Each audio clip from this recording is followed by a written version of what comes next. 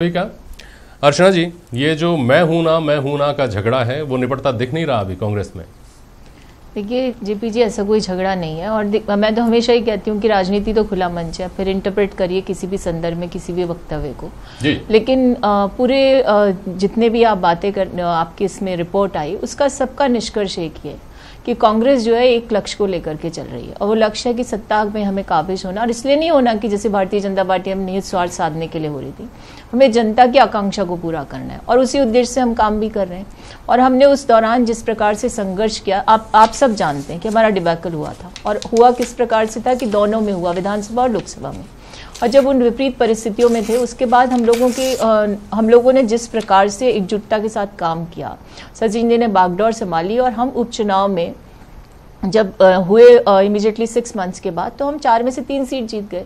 तो ये किस बात की परिणति थी कि भारतीय जनता पार्टी से उच्चाटन हो चुका था जनता का। और क्यों हुआ था? क्योंकि वादा खिलाफी शुरू हो गई थी। और उसके बाद जब हम एकमुखी होकर के काम करते रहे, संगठित होकर के हमने सारी अपनी व्यू रचना रची और जनता के बीच मौजूदगी को कायम रखा, तो उसका परिणाम ये निकला कि हमारा जो वोट बैंक इतना ज़्यादा गिरा था, वो एकदम से हमने उसको बढ़ाने का काम किया।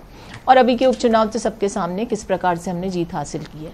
तो मेरा ये मानना है कि जब सचिन पायलट जी कहते हैं कि हमारा लक्ष्य एक ही है, कि जैसे अर्जुन ने मछली की आँख को अपना लक्ष्य बना करके और उस पर पूरा ध्यान केंद्रित रखा, तो हम केंद्रित रख के और इसी बात के लिए संलग्न है कि किस प्रकार से हमें सत्ता प्राप्त करनी है। और सत्ता इसलिए मैं बोलती हूँ क्योंकि राजनीति में जब चुनाव होते हैं तो सत्ता ही प्राप्त होती है, और जन सेवा के लिए होती है, इनकी तरह स्वयं की सेवा के लिए नहीं। तो इस लक्ष्य को लेकर के चल रहे हैं, और इस लक्ष्य के साथ मैं समझती हूँ कि न्याय भी करेंगे और जनता भी हमारा साथ देगी। अर्चना जी, प्रकारांतर से आपने वही सब बोला जो सचिन पायलट ने आज मीडिया से बातचीत में बोला था। सवाल ये नहीं है कि उन्होंने क्या बोला, बहुत नपे तुले और संतुलित शब्दों में उन्होंने अपनी बात कही थी, आपने भी अभी कही। उन शब्दों पर या आपके कहे हुए पर अगर कोई सवाल खड़ा करने की कोशिश करे तो आपने बहुत खूबसूरती से अपनी बात कही है, सवाल खड़े नहीं हो पाएंगे। लेकिन सवाल ये है कि मंतव्य क्या था, कहने की जरूरत क्या पड़ गई थी। हाल ही में 4 दिन पहले लालचंद कटारिया ने कुछ कहा, अशोक गहलोत ने कुछ कहा, उसके बाद में जैसा बताया गया कोई दबाव आया या उन्होंने स्वतः स्फूर्त किसी रणनीति के तहत अपने बयान से रिट्रीट भी किया, स्पष्टीकरण भी दिया। अब सचिन पायलट जो ही विदेश दौरे से वापस लौटते हैं और मीडिया से बातचीत में वो तमाम बातें वो बोलते हैं जो गैर जरूरी कम से कम थी, गलत नहीं थी लेकिन गैर जरूरी थी। तो सवाल तो खड़े होते ही हैं। फिर देखिए जेपी जी, सचिन जी के पास स्वयं मीडिया पहुंचा और मीडिया ने जब प्रश्न किए तो उन प्रश्नों के उन्होंने उत्तर दिए। और मैं ये सिर्फ इतना कहूँगी कि मैं इतने वर्षों से कांग्रेस से जुड़ी हुई, कांग्रेस के हर नेता अपनी जिम्मेदारी को समझते हैं और जवाबदेही के प्रति भी अपनी जागरूकता उनकी रहती है। सचिन पायलट जी से जब मीडिया ने पूछा कि ये सारा घटनाक्रम, तो उन्होंने कहा कि मुझे नहीं लगता किसी ने किसी को टारगेट करने का प्रयास किया है। और उनका सीधा जो बात थी उन्होंने स्पष्ट की, उन्होंने यही कहा कि देखिए हम सब एकजुट होकर के जिस लक्ष्य के लिए काम करें उसकी प्राप्ति हमारा सारी जो हमारी इंद्रियां हैं उसको केंद्रित हमें वहीं रखना है, और कहीं से भी लक्ष्य भ्रमित नहीं होना है हमको, ना पद भ्रमित होना है। तो ऐसी अवस्था मेरा ये मानना है कि ये इंटरप्रिटेशंस तो होते हैं राजनीति में, बहुत सारे इसके सार निकाले जाते हैं, बहुत सारे अर्थ निकालने का प्रयास किया जाता है, लेकिन अंतोगत्वा तो आप देखिए कि हमारा ट्रैक रिकॉर्ड क्या है, हम कहाँ थे और कहाँ से कहाँ पहुंचे, और इस सबको करने में हम लोगों ने किस प्रकार से अपनी भूमिका निभाई। मैं समझती हूँ इसकी समीक्षा जनता कर रही है, और जब ये समीक्षा जनता करेगी हमारी विपक्षी भूमिका की और तुलनात्मक रूप से सत्ताधारी पार्टी की भी करेगी, तो आप मुझे बताइए जनता के जो होगा ना बैलेंस जो होगा उसमें हम ही ऊपर आएंगे। तो ऐसी अवस्था में मुझे लगता है कि ये सब तो चुनावी वर्ष में जिस तरह की बात होती है, मीडिया अपने आकलन लगाती है, कयास लगाने का प्रयास करती है, अन्य लोग भी इसका विश्लेषण करते हैं, जो निष्पक्ष कह सकते हैं कि वरिष्ठ। तो अर्चना जी, हम क्या निकालें, इंटरप्रिटेशन क्या करें, मीडिया क्या करेगा? मैं आपको वर्बेटम बता देता हूँ। राज साहब सुनिएगा, हम लोगों को पार्टी ने बहुत कुछ दिया है। मैं अपनी बात नहीं कर रहा, उन नेताओं की बात कर रहा हूं जो आज बड़े नेता हैं। किसकी तरफ इशारा होगा? देश प्रदेश में उन्हें जो स्थान मिला वो पार्टी की बदौलत मिला है, कोई मुगालते में ना रहे। हम जैसे लोगों को पार्टी ने बहुत कुछ दिया है। मुझे 26 साल की उम्र में मंत्री बनाया, 31 साल की उम्र में, 35 साल की उम्र में प्रदेशाध्यक्ष बनाया, वो भी ऐसे समय में जब केवल 21 सीटें मिली थी। आज़ादी के बाद इतनी सीटें कभी नहीं मिली, इतनी कम। इतनी कठिन समय में मुझे पार्टी की जिम्मेदारी दी गई, और जो भी बड़े बड़े नेता थे, जो बड़े बड़े पदों पर बैठे थे, उन्हें नहीं चुनकर राहुल गांधी ने मुझे जिम्मेदारी दी। अब हम सबको मिलकर एकजुटता से काम करना है। तो ये बड़े नेता आखिर कौन है? ये सब कहने की जरूरत क्यों पड़ी, और इस वक्त कहने की जरूरत क्यों पड़ी जब सो कॉल्ड बड़े नेता अशोक गहलोत अब ये कहकर चुके हैं कि मैं हूं, 10 साल से चेहरा आपके सामने है।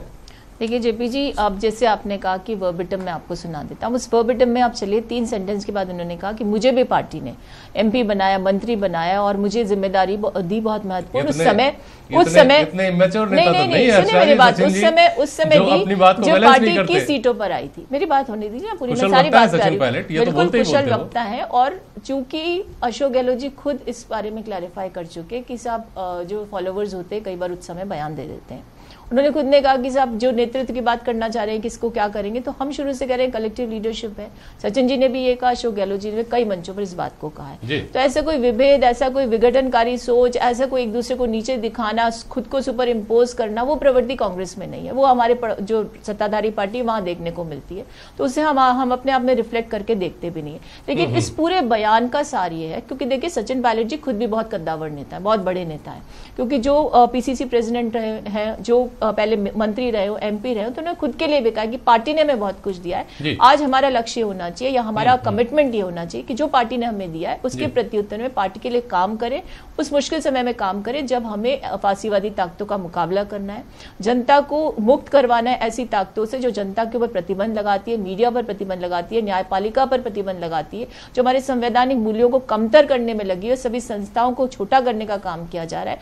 और ऐसी अवस्था उत्पन्न हो गई कि न्यायपालिका तक को गुहार लगानी पड़ रही है जनता की दरबार में जाकर के कि आप ही देखिए कि क्या देश की स्थिति हो चुकी है। ठीक मैडम, तो ऐसी परिस्थितियों में मेरा मानना है कि उनके उस मैच्योर बयान को उसी संदर्भ में लिया जाना चाहिए। ठीक है, उस पर मैं राज साहब चर्चा करूंगा, लेकिन इस सत्ताधारी पार्टी में कौन व्यक्ति ऐसा है जिसकी आप नजीर देना चाहेंगे, आपकी पार्टी में रिफ्लेक्ट होते हैं, उस एक्ट को आप नहीं देखती, जो ये कहता हो कि मैं बनूंगा मुख्यमंत्री? बिल्कुल, वो तो बिल्कुल पूरा प्रदेश और पूरा देश जानते हैं। आपको ध्यान है कि श्रीमती राजे जब पूर्ववर्ती शासन के समय विपक्ष की नेता थी, तब उन्होंने जाकर के पार्टी में ये ऐलान कर दिया कि साहब मुझे बनाइए फेस, मुझे बनाइए पार्टी का अध्यक्ष, अन्यथा मैं प्राइमरी मेंबरशिप से इस्तीफा दूंगी, मैं बाइफर्केट कर दूंगी पार्टी को। और यही परिस्थिति आज भी हुई। अब मुकेश जी से सवेरे भी मेरी वार्ता हुई इस मुद्दे पर, तो मैंने इनसे कहा मुकेश जी बहुत संभल के बोलिए, शीशे के घरों में रहते हैं, 74 दिन का डोकलाम जैसा स्टैंड ऑफ था वैसा हमने देखा है, फेस ऑफ हुआ आपका, आपके यहाँ 74 दिन तक अध्यक्ष नहीं बना, और फिर जो बने उनकी तो मैं समझती हूँ वैकल्पिक व्यवस्था के रूप में उपस्थिति मानती हूँ मैं उनकी। तो ऐसी अवस्था में मुझे लगता है कि सत्ताधारी पार्टी को भी समझना पड़ेगा कि अपनी खामियों पर पर्दा डालने के लिए कम से कम ऐसे मुद्दों को तूल देने का काम ना करें। जी जी। आज वैसे शर्मा जी जिस बात पे आपने डिबेट रखी, अर्चना जी ने एक बार भी उसका सीधा जवाब नहीं दिया। ये बात भी बिल्कुल सही है कि कांग्रेस में क्या चल रहा है उससे न तो हमारा कोई सीधा संबंध है, ना हम उसमें कोई लाभ हानि देखते हैं। बड़ा हम जो देखते हैं विपक्ष की जो बात है, एक विपक्ष की क्या भूमिका होनी चाहिए उस समय, वो बजाय विपक्ष की भूमिका निभाने के उनके यहाँ संघर्ष, जो आंतरिक संघर्ष चल रहा है, जो अब सड़कों पर और आपके मीडिया के सामने आ गया है, वो है इनके यहाँ मुख्यमंत्री बनने का। इसमें दो चीज है, जब हम चुनाव में जाते हैं तो जैसे जिस प्रकार से भारतीय जनता पार्टी की सरकार है यहाँ पर, और भारतीय जनता पार्टी ने जो काम किए हैं उस विकास के मुद्दों को लेके, हमने जो विकास किए हैं, हम जनता के द्वार तक पहुंचे हैं, उन चीजों को लेके हम पहुंच रहे हैं। हमारी भामाशाह योजना हो, चाहे हमारी सरकार आपके द्वार हो, चाहे हमारा न्याय आपके द्वार हो, चाहे जल स्वावलंबन अभियान हो, जितने भी हमारे अभियान है, जितनी हमारी योजनाएं है, जिस पर हम पंक्ति में अंतिम बैठे हुए व्यक्ति तक पहुंचने का जो हमारा ध्येय था, हम उसमें काफी हद तक सफल हुए हैं और वहां तक हम पहुंचे हैं। लेकिन आज जो अर्चना जी ने जिस प्रकार से जो बात रखी है, मैंने पहले भी ये स्पष्ट किया था कि आज कांग्रेस जब चुनाव में जा रही है, चुनाव में जाने से पहले इनके यहाँ संघर्ष छिड़ा है कि कौन मुख्यमंत्री बने। अभी तक गांव बसा नहीं है, भिक्षा मांगने पहले जा रहे हैं। लेकिन जब ये बात करते हैं प्रधानमंत्री की, तो ये राहुल गांधी को प्रधानमंत्री पद का उम्मीदवार घोषित करते हैं। जब राजस्थान में जब चुनाव होने वाले हैं